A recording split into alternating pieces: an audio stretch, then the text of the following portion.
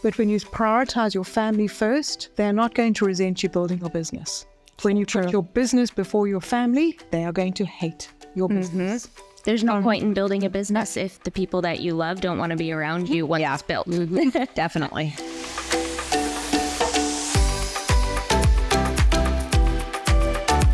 Are you burnt out in your network marketing business? If so, chances are you're probably not managing your time correctly. Today, we're not just talking about managing time, we're exploring strategies to optimize it, multiply your productivity, and create a work-life harmony that every network marketer dreams of so you can build a successful and sustainable business. How are you currently managing your time as a network marketer?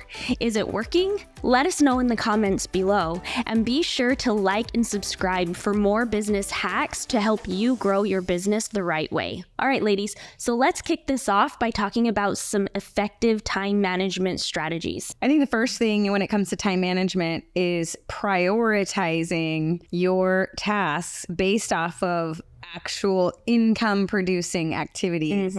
Because for me, that was like a big aha moment. As I invested in mentorship and really learned what that looks like, I was spending a lot of my time doing things that was not income producing. Yeah. So, I mean, I was putting labels on magazines that I would try and go leave in doctor's offices, right? Like putting labels on whatever, making sample stuff. Like, yes, you're going to send it out eventually, but like that was the time I was using to do those things, when that actually doing those things every day is fine. But if you do them on top of the actual income producing type of activities that are going to drive the income, those are preparation tasks. You can still do those in your day, but that doesn't become your number one. So it's understanding, I would say, what are your main income producing activities, revenue generating activities, however you want to say it, and prioritize those above the other things that need to be done, but it's not necessarily going to drive your paycheck. Yeah. The second thing is you want to set realistic goals. And I'm not saying like you don't want that big audacious goal from, the beginning, because you do, right? You've got to have that big audacious goal, that purpose, that end game that you want. But then you've really got to, after you've prioritized your tasks, you've got to figure out what is it I've got to do to hit that first milestone. And Carrie talks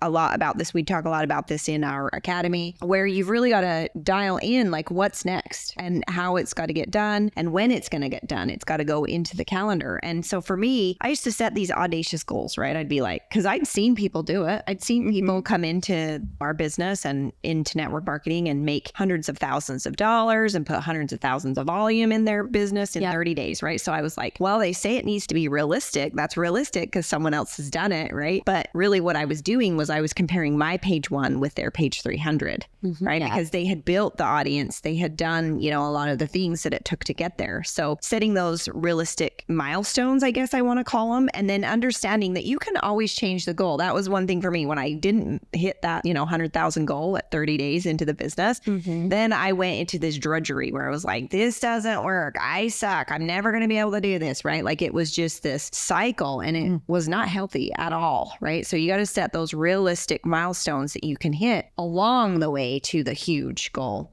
Absolutely. That's going to come. So Yeah. My favorite part about time management is using tools. And they can go from very simple ones, and I'll give you a few examples, to very sophisticated, fully automated things that can do everything in your business for you. And that's basically how we operate our business now. But it wasn't like this from the beginning. So the first thing that Brandy actually taught me from the very beginning, if you have to say something multiple times to multiple people, make a video. Very simple thing that you can do. Record a video, whether it's for your prospects, whether it's for your existing customers, or for your team members, right? If you have a question that keeps arising all the time, make a video, put it somewhere, and share the video. Also, Brandy taught me, don't be a tool, point people to the tool. So don't try to be the problem solver and encyclopedia for everybody, right? Point people to that encyclopedia or whatever it is, Google, right? Let me Google it for you.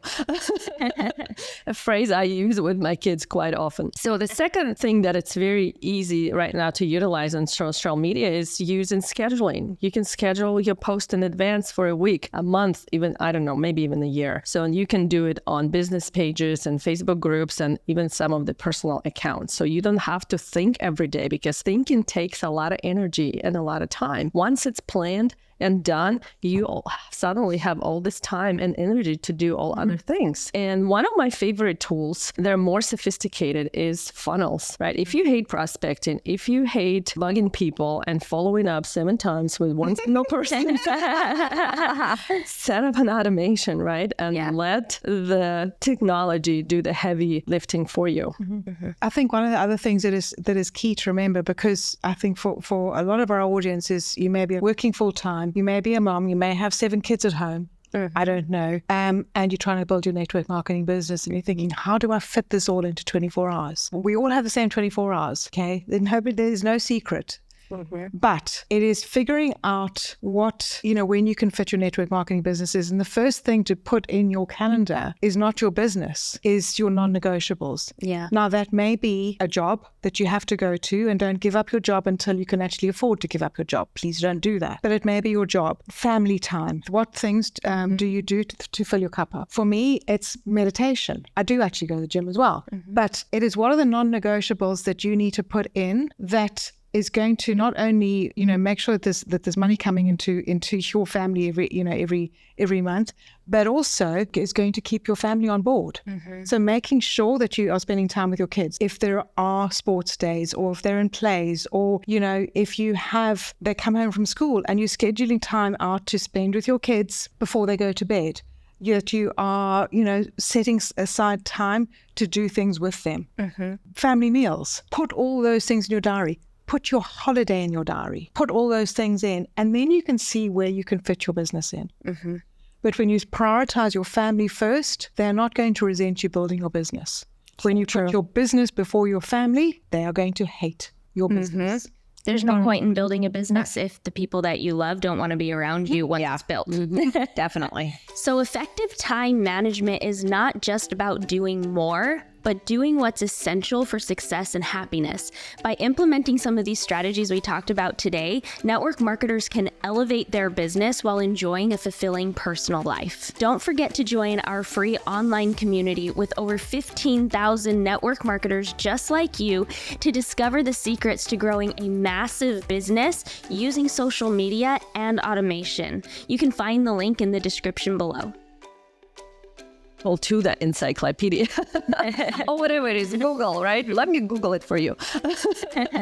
A phrase I use with my kids.